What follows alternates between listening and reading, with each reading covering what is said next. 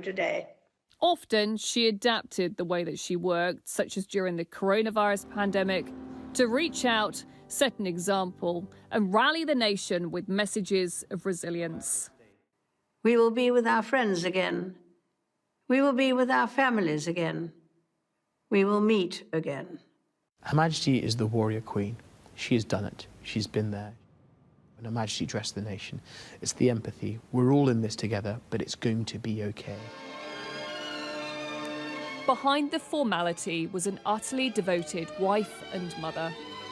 The family is very close together, and we do enjoy spending time. And she's always made time all the way through her life. And yes, there have been those particular moments of the year when that very much comes first. Whenever we had the family moments and we met up, she'd be very keen on watching what the children were up to. And I think there were moments when she loved the noise and running around the house. It kind of brought the house to life, and it kind of made the real family atmosphere. We see if this is strong enough to... Get off! Get off! I want it to While she was head of state, Philip was head of the family and a huge support. Come around this side. They were a couple with a different relationship than many people have. But he learnt to live with that.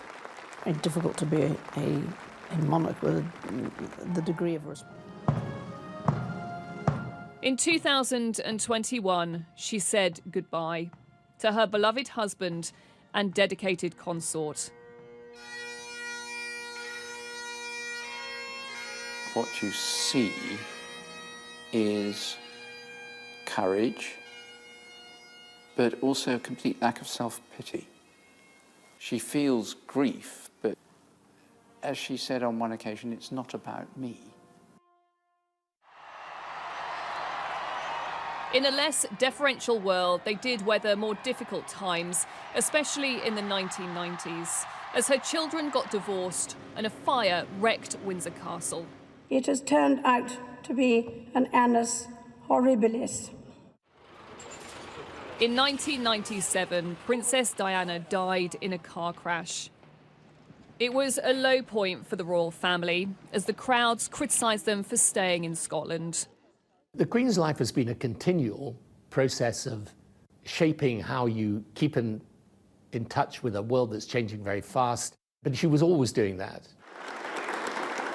In recent years, the Queen led the monarchy through more turmoil. She rarely showed emotion in public. Privately, she was known for her genuine warmth and kindness. You stick all these things in. We were up shooting one day up in Balmoral, and the weather changed in the afternoon. So I took my raincoat, wrapped it round, I gave her my scarf and my gloves, and as I walked away, I cheekily took my flat shooting hat off and put it on top of her headscarf. 3 weeks later, she called me into her office, and she'd had this photograph developed and put in a beautiful frame for me. And she said, "I thought you'd like to keep this as a souvenir." That's it. She was never happier than when she was with her dogs and watching her horses.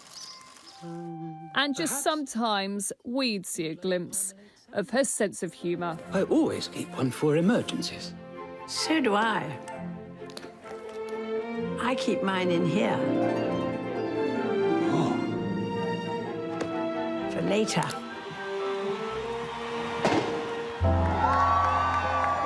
As the Queen grew older, the whole country would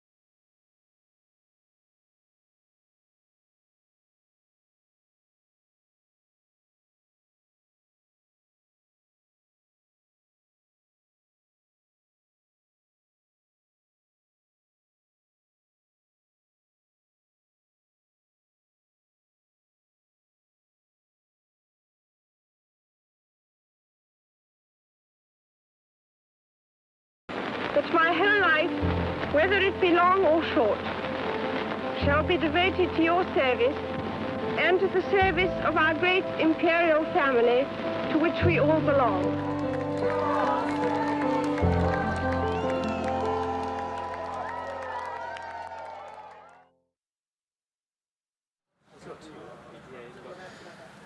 Rhiannon Mills there on the end of an era, the end of an age, the second Elizabethan age.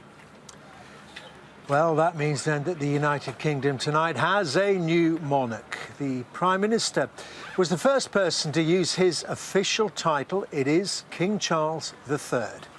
He remains in Balmoral tonight and will return with Camilla to London tomorrow. Paul Kelso reports on the challenges facing the new king. It's a job he's spent his whole life preparing for. One he could only inherit through the death of his mother. To Princess Elizabeth, heiress presumptive to the throne, a son had been born. It has been a long apprenticeship, and unlike the Queen, he takes on the duty at a time in his life when most people would retire. I believe no one has ever been better prepared for the role of head of state than the new king. He's been heir to the throne for so long, but it's not just that. He's been very assiduous, hard-working heir to the throne. I, Charles, Prince of Wales, will become your liege man of life and limb. He does it for no other reason that he was born to do it. I mean, no one says, work 16 hours a day, sir. I mean, he does it because he wants to. But you know, I think you're very sexy. Oh, no! For the Prince of Wales, living in a less deferential age has had its challenges. But as heir, he has brought attention to some of the most pressing global issues. The combination of pollution and overconsumption of finite natural resources. The urgency, I think, is even greater to try and do something about those challenges. So I would ask how these people are going to face their grandchildren. Speaking out about the environment for more than 50 years, gaining a reputation as one of the world's most respected and pioneering campaigners.